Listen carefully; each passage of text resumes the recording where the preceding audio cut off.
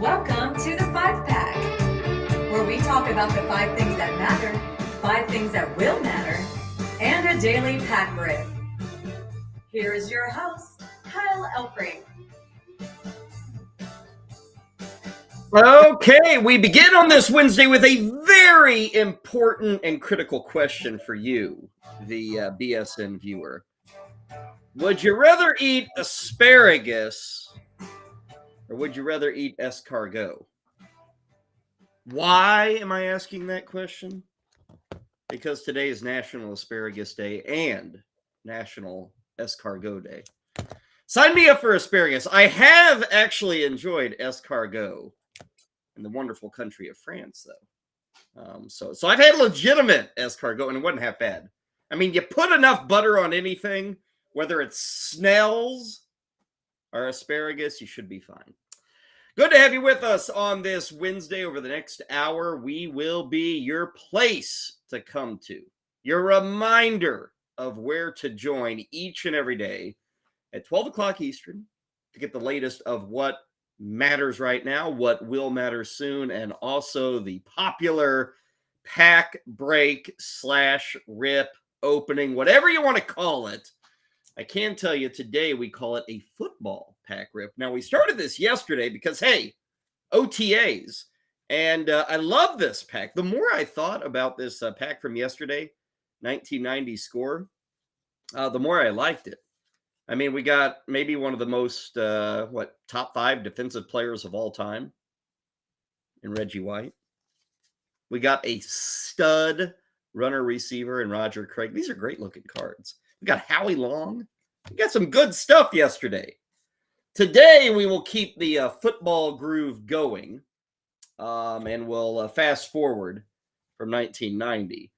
And let's go to 1992, Topps Stadium Club. Now, we have opened Stadium Club before on the show, but it's always been baseball. Tonight, today, whenever you're seeing us, we'll do some football. No one remembers Topps Stadium Club football, but we do here on the 5-Pack. So we'll give a little love. Now, I look at the back of this thing, and it's all kind of creased up and, melded together. I feel this thing has been like it was already open, and then somebody said, you know what, I'm going to reattach this thing. I mean, I don't care. Hopefully it's been unopened, but I don't know if they even make machines that will reattach these things. But we will get 15 super premium 1992 Topps Stadium cards coming up. Series 1. This is actually a set. And if I say this number for a baseball set, back in this day, it wouldn't really shock you.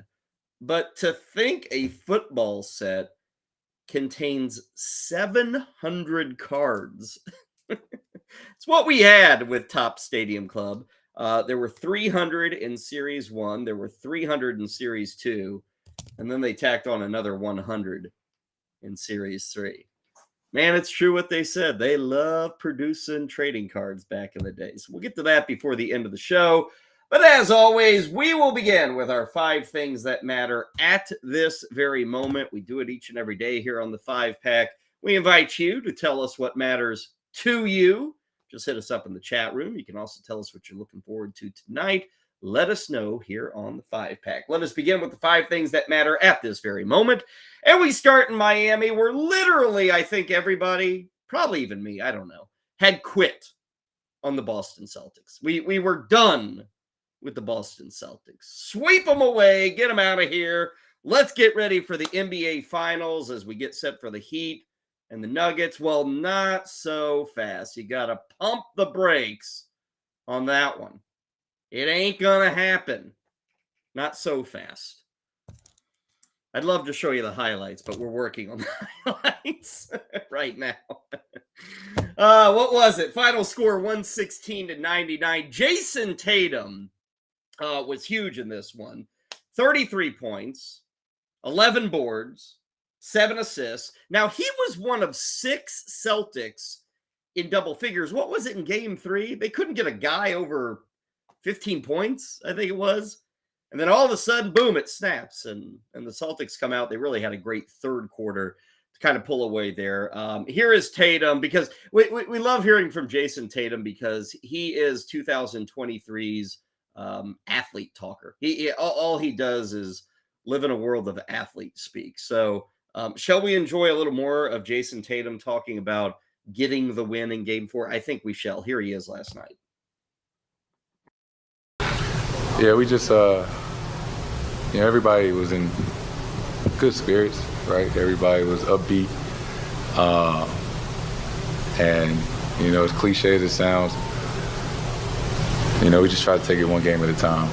We tried to break it down of, we didn't play well those first 3 games. We didn't deserve the win.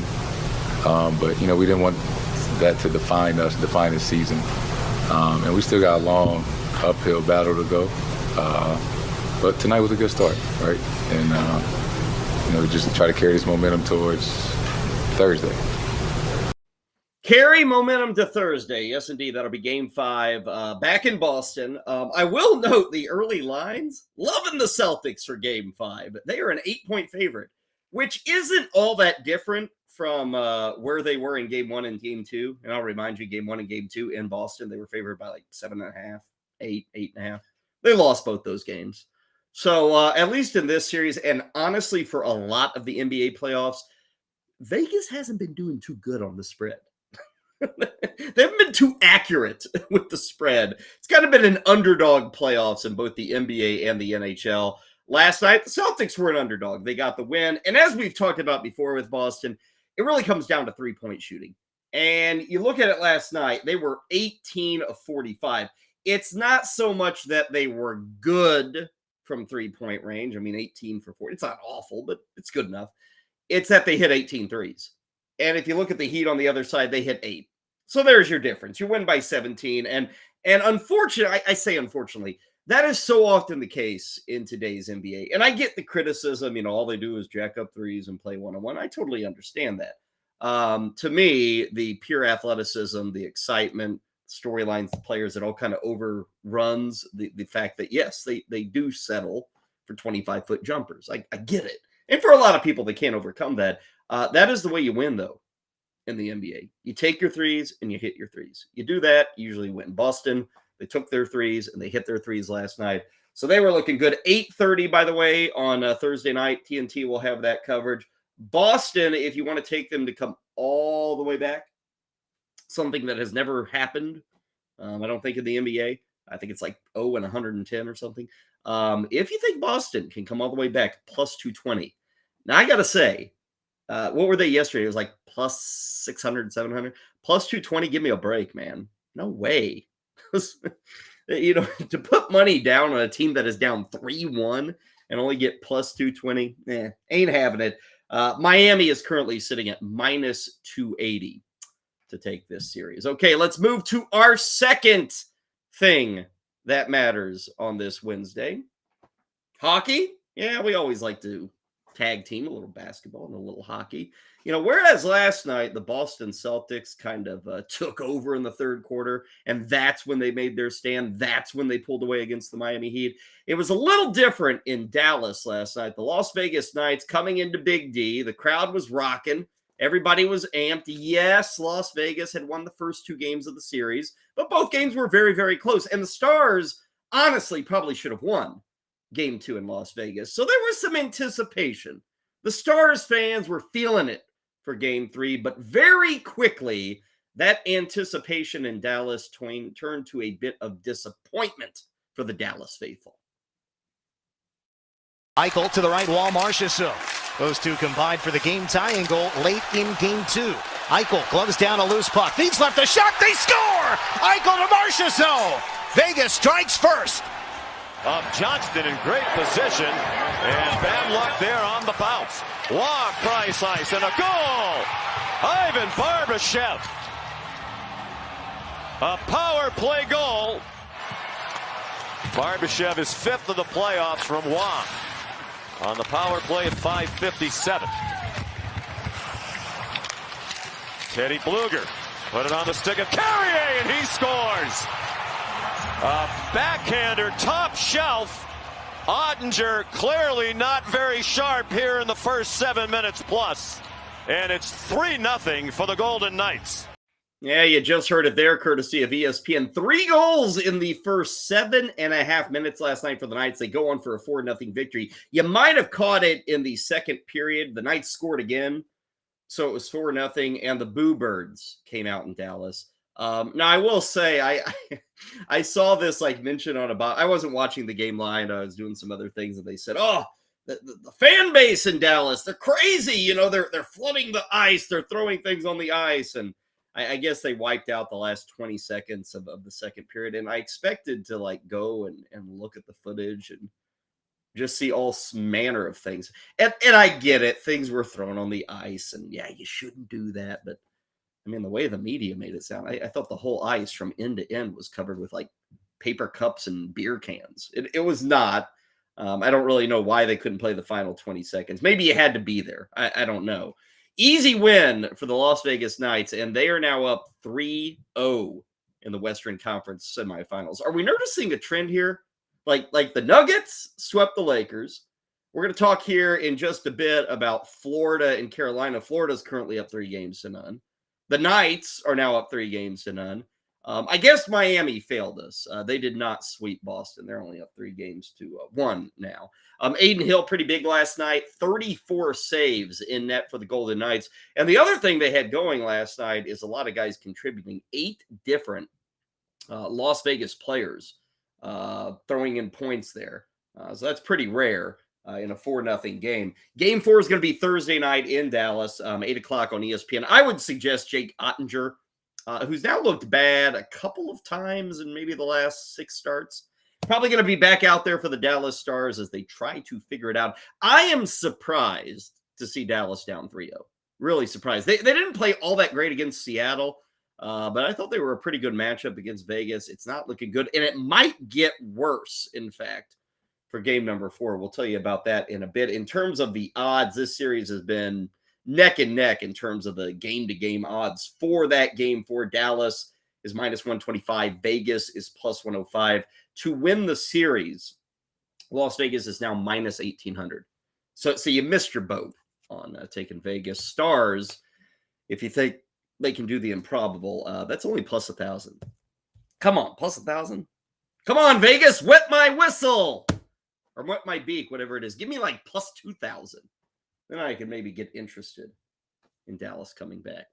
Okay, let's go to the world of baseball here as we give you our 5 things that matter here on the 5-pack. And we talked about this guy 2 days ago. Let's talk about him again because, again, he went yard. Who are we talking about? We're talking about the Cubs' Christopher Morel, who right now is just bonkers when he's at the plate. High fly ball, left field, as if on cue, it is gone. He's gone yard again. I mean, he's got some serious power. I mean, I think it's pretty obvious if you've been watching what he can do. You know, he's a threat. As soon as he steps in the box, he's in scoring position. He hits the ball as hard as anybody. The ball just doesn't come down. You know, he gets in the air and makes contact. It's loud, and he's a big energy piece for us. And obviously, what he's doing is pretty amazing. I don't think I've seen men do this. Yeah, David Ross, I don't think you've seen many kids or men do this. It's now 9 home runs for Christopher Ruth.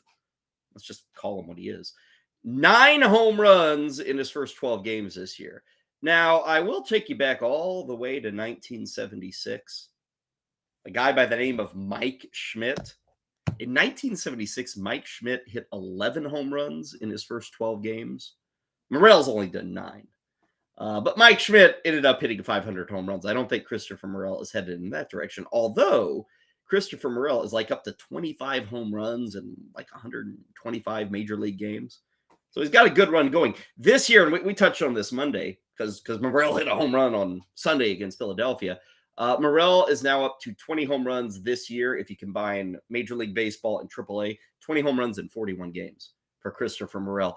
Here's another stat that kind of speaks to how outlandish this is right now. Like, you look at an Ohtani, a Mike Trout, like even when these guys are going good, like through a month of the season, their OPS plus is like, plus 160. Really impressive number, like full-blown all-star at plus 160. Right now, Christopher Morel, 264 is his OPS plus. What do they say? That means he is 2.5 times better than the average major leaguer this season. Now it's 12 games. Tonight, the Cubs are against the Mets again. I know what you're thinking. What are the odds for Christopher Morel to hit another home run, to have a 6th straight game with a home run? Well, the odds are plus 500. Plus 500 for Christopher Morel. So Vegas kind of isn't, because you'll see some home runs of like Pete Alonso tonight. He's at plus 475.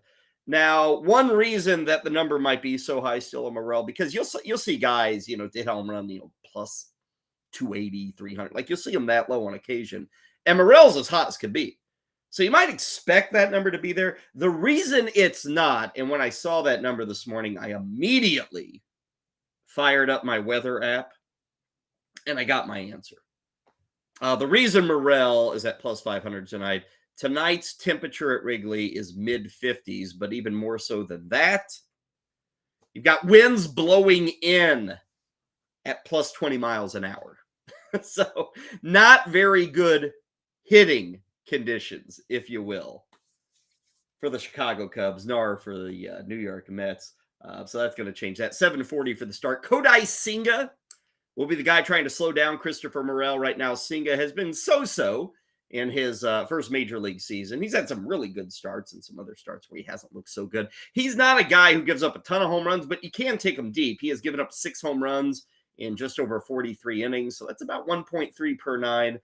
So he can be taken over the wall. Marcus Stroman going to be pitching for the Cubs, and again, 7:40 with that first pitch. Our thanks to Marquee Network for providing the footage of Morel and of David Ross there. Okay, let's go to item number 4. And item number 4 on What Matters is actually a callback to what was it, last month, I think it was. If you caught the show a month ago, and I know all of you catch this every day, we told you about a Druw Jones 1-of-1 Superfractor Bowman card. Well, guess what? Someone has gotten that card. And here's the story behind that card. There's a lot behind this card. Druw Jones, there's only one of these. One of these cards. You see it right there. You see the autograph as well. Furthermore on the story, there was a card shop that said, hey, if you pull this Boeing Chrome of Druw Jones, we will offer you $250,000 right now for that card. Or you can hold on to it. You can cross your fingers and hope that 25 years from now, Druw Jones is making a speech in Cooperstown, New York. He's in the Hall of Fame. And if he makes the Hall of Fame, that company will pay you $1 million for the Druw Jones card. Of course, you have to wait 25 years. The bet on holding onto this card is a terrible bet, and the payoff isn't even good. Back in the day, $1 million was cool. Nowadays, I mean, what's $1 million get you? A Popeyes franchise? Maybe? I don't know. $1 million doesn't, and God knows what it'll get you 25 years from now. If you pull this Druw Jones card, and by the way, it was pulled by a card shop in Ohio, surprise, surprise. What's the name? Best of Ohio Sports Cards in Tips, Ohio. They get the card. So now they have the decision. Do you turn it in for $250K? You could probably sell it to somebody else. I saw estimations that the card just right now without the bounty is like worth $100,000. It's 1-of-1. Druw Jones is the son of Andrew Jones. What I'm getting at is if you pull this card, you're probably selling it. Either take the $250K or you sell it to somebody else for $200K. And then they can flip it really quickly for $2. You don't hold on to the $1 million. You're a damn fool if you hold on to this Druw Jones. Why are you a fool? Okay, well, let's go through the reasons. First off, you got to wait. Like, you could take $250,000 in cash right now, throw it into like a 401k, and borrow. Well, I shouldn't even make this bet because who knows where we're at 25 years from now. But your odds of that $250K being worth well over $1 million 25 years from now are pretty good. Just sit on it. Just let it sit there. Like, they're decent. Whereas if you hold on to this card for 25 years, you get $1 million even if the dude's like Babe Ruth. Even if Druw Jones becomes Shohei Ohtani, you still only get $1 million. Now, maybe you could sell it for more. Who knows? What I'm getting at is there's no payoff for holding on to this thing. Like, think about this. Andrew Jones was a pretty darn good baseball player, right? He's not even in the Hall of Fame. You know, the odds of his son making it, even though he's a high-end draft pick, just started his career, everybody thinks he's going to be an all-star. I mean, the odds of him making the Hall of Fame are like 0.2%. Like, seriously. If you're a bet man, you're betting against Druw Jones. I would also add that since Druw Jones has been drafted, he has had shoulder surgery. He has played 10 games of professional baseball. Right now, he's on the IL with a quad injury. Is there another reason I need to give you for why you shouldn't just sell this card now? Get ready. So someone's pulled it. Congrats. You got the card. I mean, the only people like we're getting into the silliness. Like, things are getting silliness in the card market when like the only people who can afford the really cool cards are like venture capitalists are people who invest in like NFTs or weird things like that. Those are the only people who can afford these cards. The mom and pop, adios. If you're lucky enough to pull it, sell it. Sell it, sell it, sell it. I would say that for most of these cards that we hear about nowadays, and certainly for that Druw Jones card. Let's go to item number 5 of what does matter here on the 5-pack, and we talk about yet another NFL rule change. The NFL is all over the place this week. They got the OTAs. They have the Thursday Night Football Flex thing come out. They now will allow you to have 3 active quarterbacks on your game day roster, your game day lineup. And then we have another rule change, and this one matters. From now on, or I should say for 2023. I don't want to say from now on. They will do it as a test run this season. On kickoffs, you can now wave your hand in the air for a fair catch, or you can take a touchback, whatever it may be. And instead of the ball starting at the 20, the ball will start at the 25-yard line. Now, you might say, oh, what's the big deal? You take a touchback like this Bills player is, and you get the ball at the 25 instead of the 20. Remember what I said there. Also, you can do it for a fair catch. Let's say, what's a fair catch on a kickoff? It's when a ball does not reach the end zone. Therefore, let's say you catch it at the 2. Let's say you catch it at the 6, wherever. You can call a fair catch there, and you get the ball at the 25. So what the NFL is doing is what we saw college football do, 4 or 5 years ago. It's a safety thing. Concussions, big injuries, collisions, those occur on kickoffs. So this is a safety thing. When it's a safety thing, it's very hard to criticize these things. And I'm not going to criticize this idea because 6-7 years ago, everybody criticized the NFL because they didn't take care of their players. There was no safety. So this is part of that. You want safety, this is what you got to do. Okay, so it's the price you play. What you've lost here is, okay, things are going to be safer, but the excitement is nil. The NFL estimates that right now about 38% of their kickoffs are returned. With this rule change, they're expecting it to drop to about 31%. That's really low. And, hey, it's another reason to go grab some more chili. You don't have to watch kickoffs anymore. In college football, where the kickers are not as good, their legs are not as strong. What is the kickoff return rate? It's about 40, I think. Yeah, about 40% in college football. So we are now going to get to a point in the NFL where 3 out of 10 kickoffs are actually going to feature a run back. Safety, I get it, but excitement, kind of disappearing. I'll say another thing too. Kickoff, or I should say special teams aces. Those guys who are great at making tackles or blocking, like the only reason they're on the roster is because they can do that stuff. Now they have even less of an in to making the NFL roster. So you're kind of whittling off those guys on the back end of the roster. You don't have to cover kicks anymore. Now this rule change again is going to be for a year.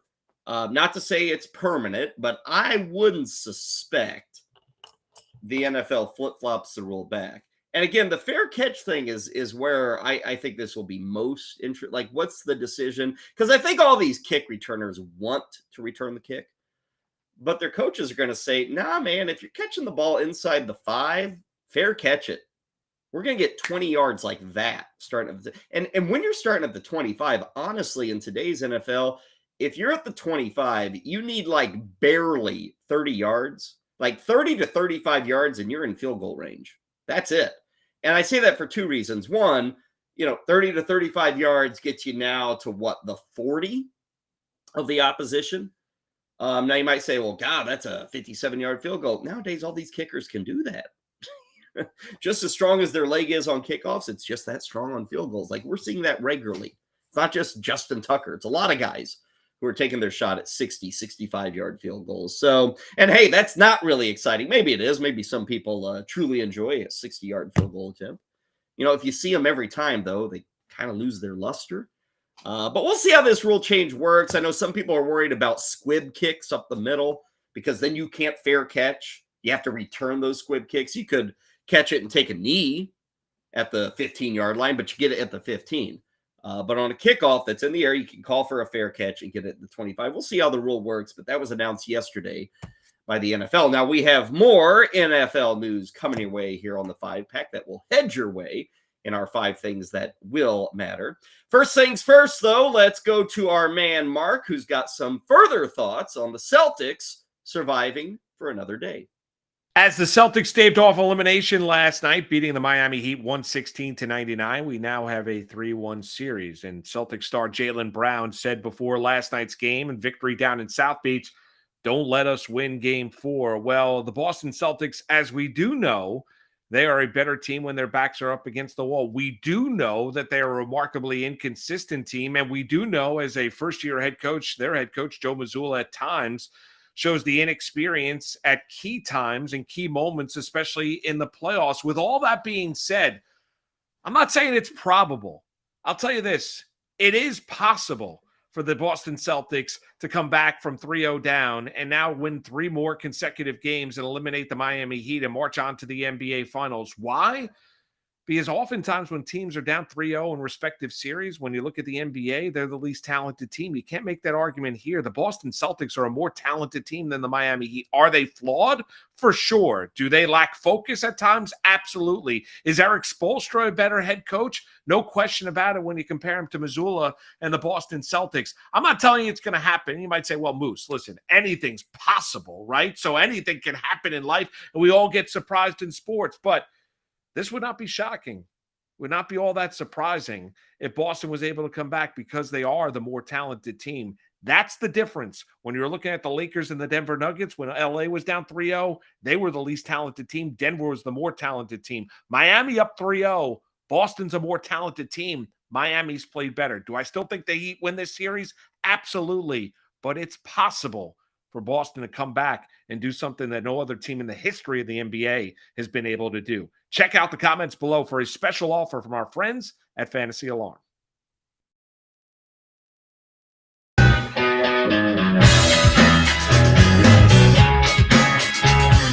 Welcome back to the 5-pack. Next up, the 5 things that will matter.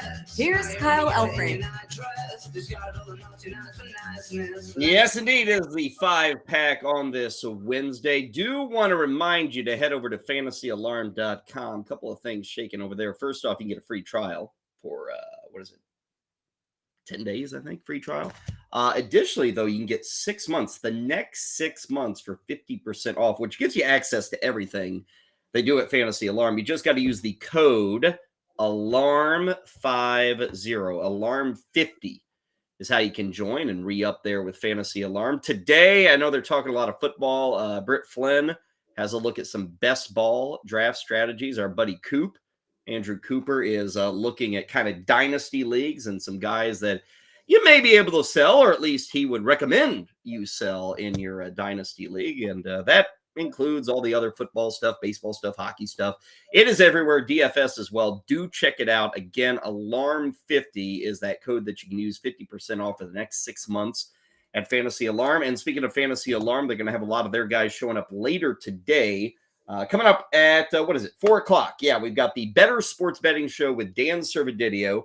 He is going to be jumping on board at 4 o'clock. He will be looking at the latest odds, wagers he likes, wagers he doesn't like, looking at the evening action of baseball. Tonight we got a little hockey.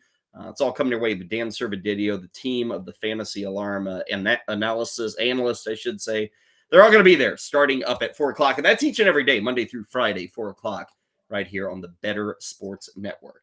Okay, let's get to the things that will matter as we get rolling on this Wednesday. And we will start our journey in the world of baseball where, I don't know, you probably woke up today and you started scrolling the box scores and nothing really jumped out. Oh, wow, Christopher Morel hit another home run. Yeah. And then you came to the Tampa and Toronto game and you stopped. You said, whoa. What the heck happened here? What happened last night is Toronto went bonkers on the MLB leading Tampa Bay Rays. They posted a 20 spot on Tampa last night. Let's take a look at some of the excitement from down in Florida last night. Show liner gets past Rayleigh at first. Chapman will score. Merrifield rounds third. The throw goes into second with the infield in, and it gets away from the catcher. Varsho will take home. And Kiermaier laces this one into right field. Tagging up is Jansen. The play at the plate, not in time. The Brewers got the best of him. That pitch gets away, and Springer will trot home first. And Guerrero through the left side. Bichette being waved home. The throw is high. You don't see Tampa getting smashed like that. 6 runs in the 5th inning for Toronto. They had an even bigger inning later. They got 9 runs in the 9th. And again, they win it 20-1. They had 27 hits. Vlad had 6 RBIs. Let's see. Chapman, Varsho, and Jansen had 3 apiece. By the end of it, Tampa Bay had rolled out 2 position players to finish off the night. Luke Rayleigh, who I think started at first base, and then Christian Bethancourt also pitched. Those 2 guys combined to give up 10 runs at the end of that game. I will note with that effort last night, and again, Luke Rayleigh and Bethancourt are a part of this.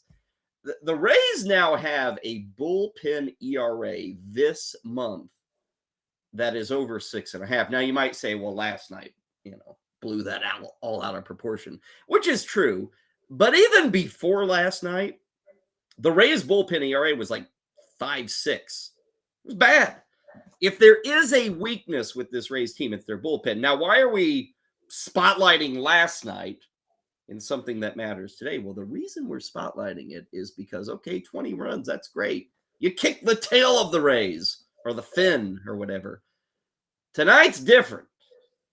You got 20 runs on Tuesday. Tonight, you get Shane McClanahan, who, if the vote were held today for AL Cy Young, I think McClanahan would win this sucker.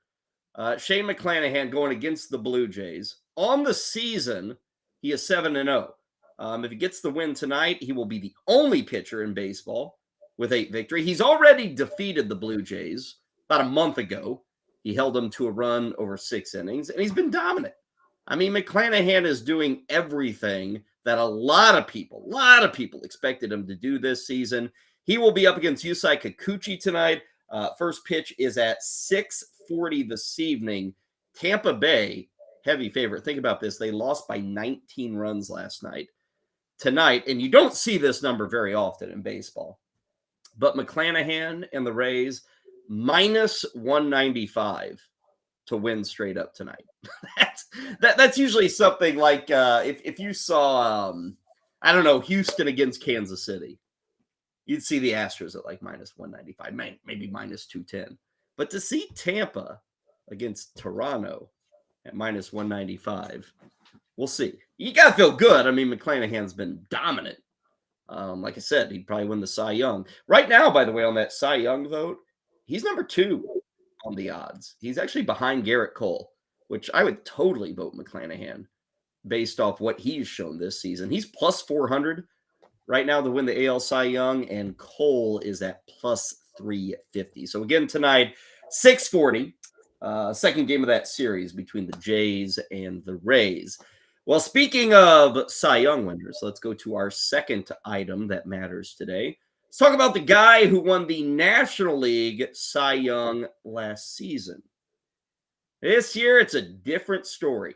It's a different turnout for Sandy Alcantra. Sandy Alcantra is pitching tonight in Denver. Sandy Alcantara is trying to avoid a 1-6 start to his season.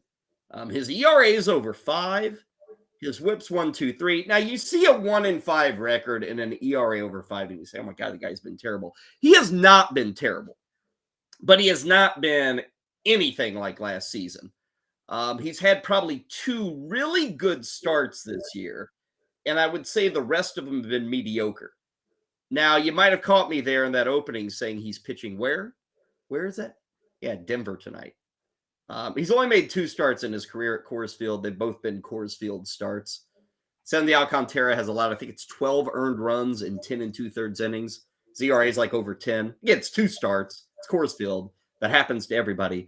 But this is a guy, and the Marlins have played decent baseball, even with Alcantara being not so good this year. This is a guy who, honestly, like, we may wake up tomorrow and Sandy Alcantara is sitting with a 1-6 record and an ERA of like 5.5 for a guy coming off a Cy Young winning season. Last year, his ERA was 2.3 and his whip was under 1. He was really strong. Now, if you look at, okay, what's the problem? There's nothing that's really bad here with Sandy Alcantara. He hasn't gone as deep into games. He's been a little bit unlucky, but there's nothing that like jumps off the page and say, oh my God, this is why this guy's not pitching like a Cy Young. If you think there's a comeback here, by the way, plus 5,000 for him to win the NL Cy Young. It's an 8:40 start tonight. Here's the good news. Vegas likes the Marlins. Vegas has Miami as a -170 money line call tonight. Here's the other good news for Alcantara. He is up against a dude named Carl Kaufman. If you don't know the name Carl Kaufman, I forgive you. It is his second major league start. So that's coming your way at 8:40 tonight. Elsewhere, let's go to the world of hockey for item number 3 of what will matter. Mentioned earlier that there is a chance we could have a sweep tonight. Florida Panthers home against the Carolina Hurricanes. It is game 4 of the Eastern Conference semifinals. And yes, the Hurricanes are down 3-0. And I will say, they have probably played as well as any team could when you're down 3-0. Like, they've been totally fine. Tonight, they will get going at 8 o'clock. You can catch the game over on TNT for the Hurricanes and the Panthers. The real difference maker here has been on the Florida side, obviously. And as usual, this happens all the time in the NHL playoffs. The Panthers, yes, they've had contributors and skaters, Matthew Tkachuk, all that stuff. But it really comes down to goaltending. When a team makes any kind of surprising run in the NHL playoffs, I don't care what year you look at. And the NHL playoffs are notorious for these kind of out of nowhere, Stanley Cup runs. And right now, Florida's that team. When that happens, it is so often the goaltender. And that is absolutely the case with the Florida Panthers. Sergei Bobrovsky has been playing really out of his mind. And he didn't start the playoffs red hot. I mean, heck, in his first game of the postseason, he got yanked against Boston. But over the last 11 games, Bobrovsky has won 10 of them, and his save percentage is .944. Now, considering this is the playoffs, and you're playing teams like Boston and Toronto and now Carolina, it's crazy good. Crazy good. Paul Maurice is the head coach of the Florida Panthers, and he talked about Bobrovsky and really just how he's been standing on his head over the last 3 weeks or so. Kind of efficiency and then explosions. Like, he is now as calm and quiet in his net, covering as little ice as he needs to be, and his ability then to explode out on a shot. Cross the crease hard while in control. That there's an efficiency that I understand. I can understand kind of body language and what they look like when they're on. No idea how to get them to that or what to say to them. So I just stay out of that realm. Bobrovsky, red hot. Now just stay out of his way. He has, let's see, not allowed more than 2 goals in 8 straight playoff games. No more than 2 goals in 8 straight playoff games. He will no doubt be in net tonight, 8 o'clock on TNT. Game is a coin flip. The whole series has been a coin flip. Florida -115, Carolina -105. And just so you know, Conn Smythe Trophy, MVP of the playoffs, Bobrovsky's at the top. He is a +200, which at this stage is a pretty high number, or pretty low odds, however you want to say it. +200. Number 2 on that list is Jack Eichel of the Vegas Golden Knights. Eichel is sitting at +400. So we'll see if the Panthers can get rid of the Hurricanes in Game 4 tonight. Wouldn't be surprised if Carolina found their way. I mean, the series have been much too close for it to be a 4-game sweep, but we shall see. Staying in the world of hockey, we talked earlier about the big win by Las Vegas last night. Coming out of that game, there were 2 big storylines. Number 1, okay, you're up 3-0. Vegas is in prime position to represent the West in the Stanley Cup Finals. The second storyline coming out of that game last night had to do with Dallas captain Jamie Benn, who, let's just cut to the chase, totally lost his cool last night against the Knights. Here is the moment where Ben was ejected from the game. And where was the contact made? And I believe the contact was in the jaw area. You'll see right there. Yeah, right across the jaw. I certainly support a 5-minute major in a game misconduct here if that's what they ultimately go with.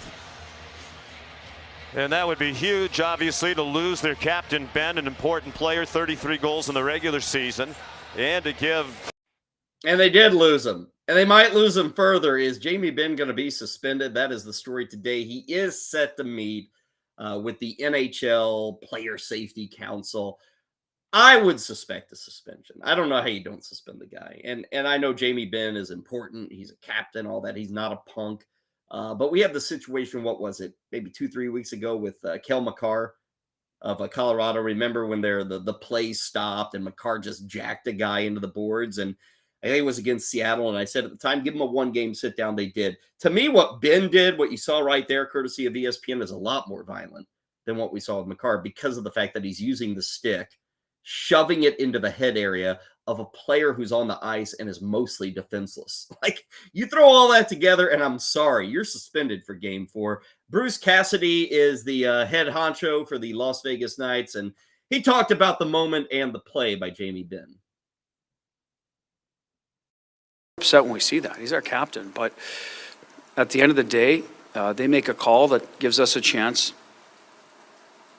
I don't know what word I want to use to make them pay for that penalty, and we did with 1 goal anyway. So we double our lead. So the guys look at that as okay. We'll try to take a number, be hard against their skill, but just do it the right way. So that's been our mindset all along. The Edmonton series got a little bit more nasty than maybe we've seen, but we dealt with that, dealt with the fallout, moved on, and we're going to keep trying to play hard between the whistles. And that's what we did, I thought, tonight. We had a good mindset that way. And credit to the guys for having the discipline to do that, because you can see not everyone does that. And that game gets away from a little bit probably because of that.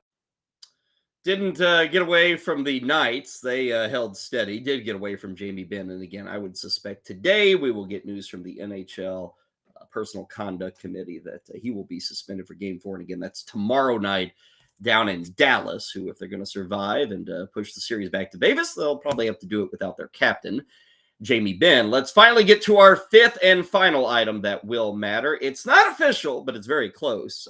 We heard from a couple of NFL owners yesterday that a contract extension is just about ready to be announced for this guy, Roger Goodell. Oh, and I know people see Roger Goodell and they want to faint or puke or something, punch a wall, who knows. But Roger Goodell is getting an extension. Right now, I think his contract is due to expire in like 11 months, maybe 10 months. What we're hearing is he will be extended through March of 2027. Now, I got 2 things here. One, I know what the automatic question is. The automatic question is, how much does Roger Goodell make? Well, if you look at base salary, which this is how CEOs do it. Oh, my base salary isn't ridiculous. It's probably like I think the last report was like 4 to 5 million for Goodell, and his base salary will go up with this extension. Let's say it's 6 million. He makes a lot more than $6 million. 2 years ago, I think Adam Schefter, this was the latest number I could find. If you include incentives, very easy to reach incentives, a couple of years ago, Roger Goodell made almost $65 million. $4 million base salary, $65 million. Like the other commissioners, like an Adam Silver or a Bettman or Manfred, they make like, I don't know, 8 million, 10 million with the incentives. Goodell's making over 60 million bucks. I would suggest with this extension, he's going to be over 70 million. And here's the other part of that. I know where, God, everybody hates the dude. You know who doesn't hate Roger Goodell? The team owners, the guys who actually employ Roger Goodell, the guys who pay his salary. You want to know the reason they don't hate Roger Goodell? It's because of the checks they see from CBS and from Fox and ESPN. They love it. Roger Goodell took over in 2006, and I think the average NFL franchise was worth like 200 million bucks. Now the average franchise is worth like 2.1 billion. I mean, we're going to see the Washington Commanders get sold for like 6 billion in the coming weeks. And the TV money is bonkers. The team revenue, I saw in 2006 when Goodell took over, team revenue in the NFL was like, I don't know, 20 million. Now it's over 100 million per team. And not revenue, I should say, profit. That's how much they're bringing in as price. It's crazy.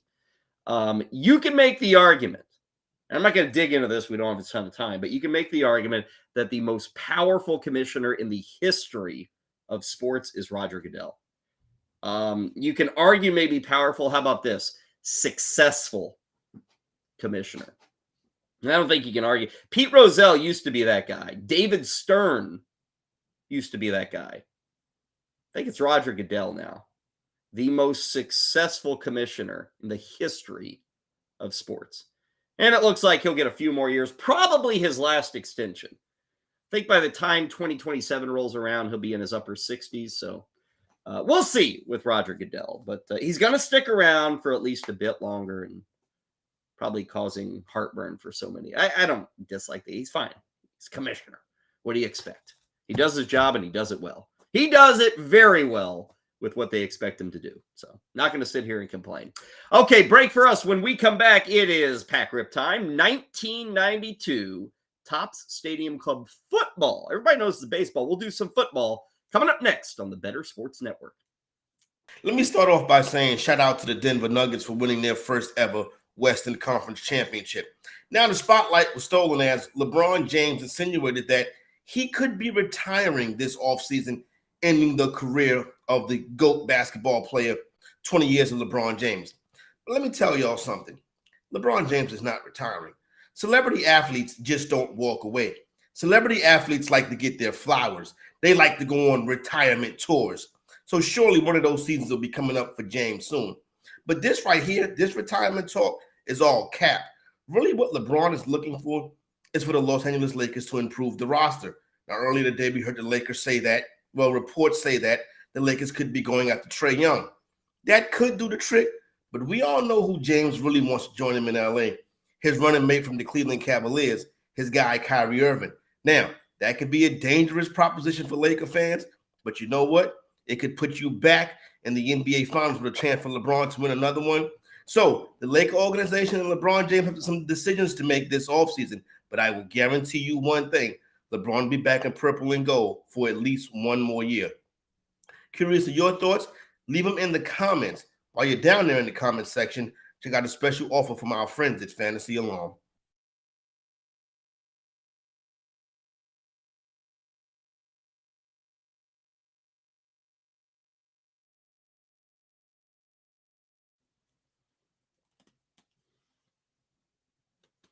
Welcome you back into the 5-pack. Kyle Elfrink with you here on BSN. The executive, Corey Parson, making a guarantee on LeBron back with the Lakers. I will say there are some sports books out there where you can make some wagers on where he will take or where he will play his next minute in his NBA career. And Golden State is seen as a distinct possibility if LeBron chooses to move on from the LA Lakers. Kyle Elfrink with you on the Better Sports Network. You know, we've talked a lot about odds today.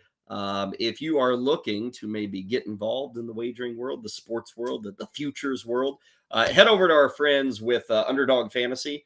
Right now, they have a deposit match for our listeners and our followers, our viewers, if you will, right here at BSN. If you go to fantasyalarm.com/underdog, you can enter the promo code FANTASYALARM, all one word, Fantasy Alarm, and that will get you a deposit match up to $100 with Underdog Fantasy. So do check that out. Again, fantasyalarm.com/underdog, and the promo code is Fantasy Alarm. It is now time for our daily pack rip here on the 5-pack, dealing with some more football, kind of in celebration of OTAs being here. Topps Stadium Club. We have never opened any Topps Stadium Club, at least of the football variety. This was not the first year of Topps Stadium Club in football. It was year number 2. Now, I mentioned earlier how big this set is. This is Series 1. This is what's left of the pack I just ripped. This first series has 300 cards in it. Series 2 has 300 cards in it. And then Series 3 is where you're going to find the excitement. There, you'll sometimes see online, you'll come across a Brett Favre 1992 Stadium Club card. That is a Brett Favre Series 3 Stadium Club card, and it is worth a lot. And there's a few reasons for this. The easy ones are, I think it's the first card with Brett Favre in his Packers jersey, because he had started with the Atlanta Falcons. But number 2 is probably the reason that Brett Favre is worth more. And again, it's only in Series 3. It's not Series 1 or Series 2. Series 3, which was only 100 cards big, if you will, from this Stadium Club set, they didn't produce many of them, which makes sense. You had 300 Series 1, you had 300 Series 2. Even back in the day, who wants another 300 cards of Series 3? So they only made 100. And word is they didn't produce many of them. So Brett Favre is the big collectible here. Now we're doing Series 1. So I don't think we have a shot at Brett Favre. But if you stumble across a Series 3 pack, you're going to have to pay a lot of money on the off chance you get that Brett Favre card. These are borderless cards. These are sharp-looking cards. We will lead off with Eddie Anderson of the, at the time, Los Angeles Raiders. Like I said, I'm not a fan of the borderless card. Topps Stadium Club, I get it. They're nice. You've got the foil down at the bottom. Like, it's really nice. But, I mean, problems I've got. I like a border. I also like to know the position of the players. You get none of that on the front of Topps Stadium Club. Now, the back is great. The back is an improvement. We'll show off a little of that as we go through. Here is Nick Bell. We'll start things off with back-to-back Raiders. Nick Bell, number 36, a running back. And again, speaking of the back of these cards, one thing Stadium Club did that was very cool. You'd have full color on the front, full color on the back, and you would also get to see the player's rookie card. And you can see Nick Bell had a horizontal rookie card. What was that? 1991 was his rookie card. Again, this is 92. So Nick Bell just getting his career started. And again, every player, even Sean Landeta, you can see his rookie card, who started, check that out, in the USFL. Look at that. Sean Landeta. And then you get an action photo of Sean Landeta. Get my finger out of the way. Sean Landeta making a punt. How about that? Sean Landeta was a long time Giants punter. Any Giants fan out there absolutely knows Sean Landeta. Here is a superstar card, and I love this photo. One of my favorites here. DT, Derek Thomas, who was he was Lawrence Taylor 2 when he was with the Chiefs. And I think he still holds the record for sacks in a single game. Had like 8 of them against Seattle. It's up against Miami here. But this pose, this image of Derek Thomas is like the one that sticks in my mind's eye. Derek Thomas beating a tackle around the edge and kind of dropping low to do it. This guy did it constantly. Now, he was not much more than a pass rusher, but he was one of the best And unfortunately, his life was taken very early, died in a car crash. I remember, and I don't have a lot of these experiences, but I was actually in Kansas City at one point, and we were staying at a hotel. I believe it was the old Adams Mark Hotel, which at the time was across the highway from Arrowhead Stadium. And this was, in the summer months or something. We were visiting Kansas City for whatever reason. And Derek Thomas was actually at the Adams Mark. And I knew that because his license plate said like DT58. He was not hiding out who he was. Another legend of the mostly 80s, although this set is from 1992, Art Monk. Loved Art Monk back in the day. I seem to recall Art Monk, though, with a single bar helmet, not the double bar that you get here. And Art Monk's rookie card, there it is. Probably worth some coin today, certainly in the DC era. One of the best pass catchers in Redskins/Commanders history. Mike Ken, when you produce 700 cards, even a guy like Mike Ken gets a card. He was an offensive lineman for the Falcons. This is right when the Falcons made the switch to their cool uniforms. They'd been ugly red and white, and then Jerry Glanville showed up, and he said, "We're going Raiders style." And it helped. It really helped the Falcons. I got Deion Sanders, too. Here's a Hall of Famer, Marcus Allen.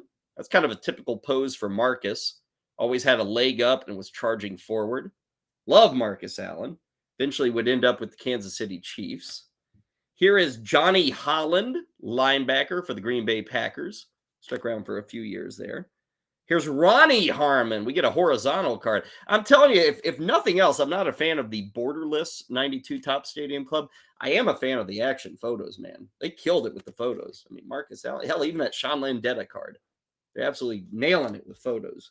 Dalton Hilliard, who, again, with the position thing, for those who don't know Dalton Hilliard, I do. So this one kind of messes. What position would you think Dalton Hilliard, just by looking at that, he looks like a safety, right? My God, the pads. He was a running back. And that's my problem. At least have him with the football, or at least put his position on the front of the card. You pull that card and you think you're looking at a safety. But no, Dalton Hilliard was a running back. Old Patriot uniform alert. Vincent Brown. Man, are those not classic? This is right before the Drew Bledsoe era, right before the uniform change. I get it, moving on from the 1970s, red, white, and blue, but that helmet plays there. Here's another one. Leonard Russell. You can tell he's a running back. He's carrying the football. But Leonard Russell there. From the Miami Dolphins, one of the better offensive linemen back in the day, Richmond Webb. Not a Hall of Famer, but he had a few very good years protecting Dan Marino. Stan Thomas doing his best to probably protect Mike Tomczak or Jim Harbaugh.